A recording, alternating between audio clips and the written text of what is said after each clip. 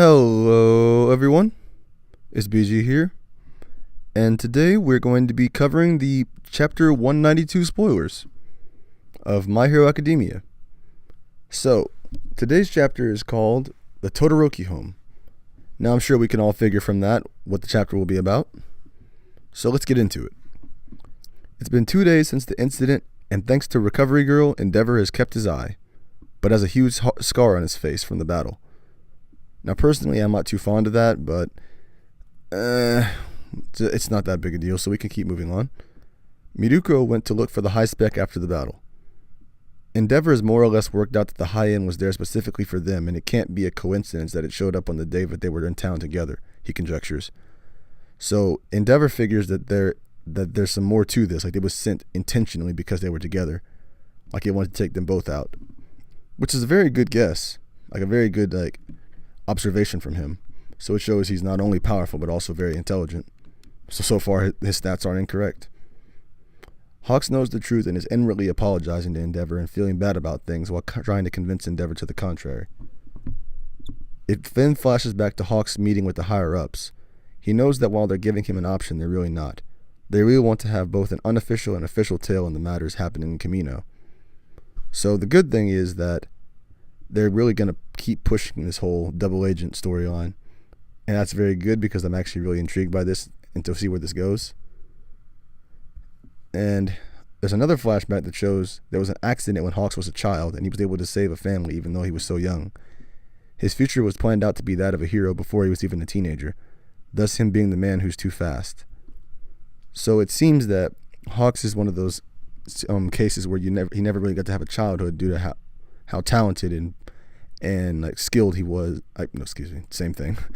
How skilled he was as a kid, and it got the attention of big name people. So he never got to have a childhood. He's always been a hero, and that's all he knows, which is probably why he has such strong opinions about hero society as a whole. What is it? It says that there was another flashback. Excuse me, I just read that. Endeavor heads home and Shoto sees a scar and comments on it while staring at him. So does his older brother Natsuo, and they just talk about how terrible it looks. Fuyumi tries to be a peacemaker, but she sort of makes things worse by saying that they shouldn't look like they hate him too much, which Endeavor hears. So it seems that Fuyumi is trying to take the route of, she's trying to be the bigger person here and just be civil with Endeavor, even though she's not really too fond of him herself. And then Natsuo can't take it and starts to leave, but Endeavor says he should just say what's on his mind. And he finally does say that he can't forgive his father for treating his mother the way he did, and his siblings, aside from Shoto, as failures. The other brother is named Toya. He says he doesn't want his father to act like a parent now because it's creepy to him. Now, this is intriguing, but what I will say is that it does seem like Natsuo is taking the more frustrated and angry route of no matter what he does in the future, nothing can replace the bad things he's done in the past. So he's never going to look at him as a father. And while that is important, what's more important is that third brother, the other unknown child of Endeavor that we don't know much about, finally got named. Now that's huge. That is very huge. Now the problem with not even problem, but this does mean that this is either Dabi's real name, or this just throws the whole Dabi as Endeavor's son theory out the window entirely. But we'll see with further developments of his arc. He leaves the room and Fuyumi frets, wanting to celebrate Shoto's achievements and being able to see Mom after such a long time, but realizing their family is in trouble. Shoto points out, however, that this is the first time that Natsuo has said what's on his mind. The report is on TV at the time in the house, and the people are cheering on Endeavor and thanking him for his work as well as respectful for his sacrifice. Someone even says it's going to be an Endeavor era.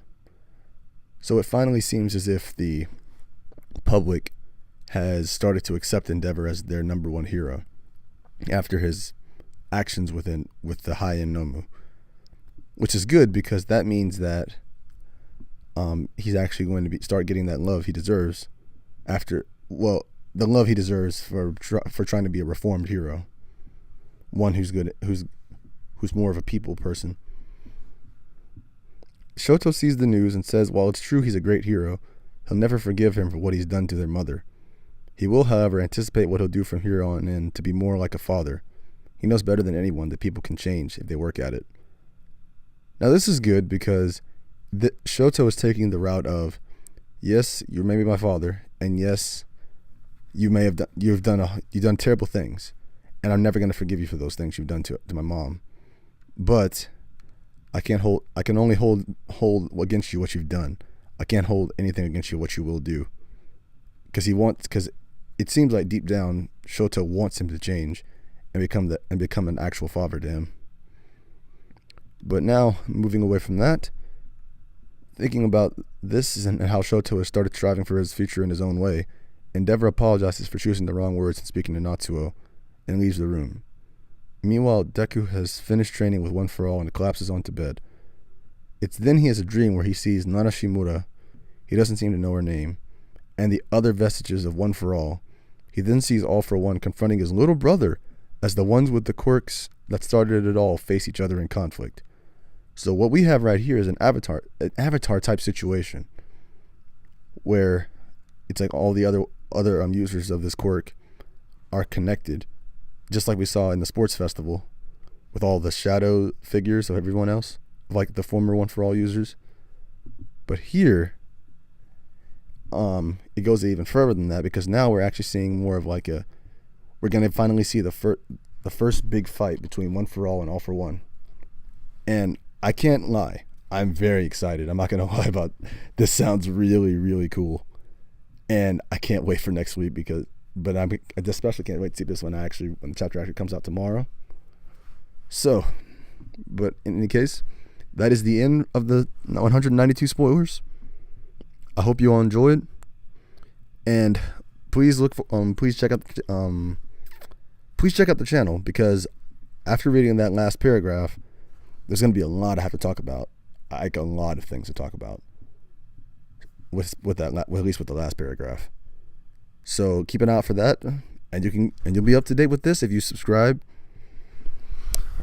Also, don't forget to like the video and check out my others if you be so inclined. And until next time, see you later.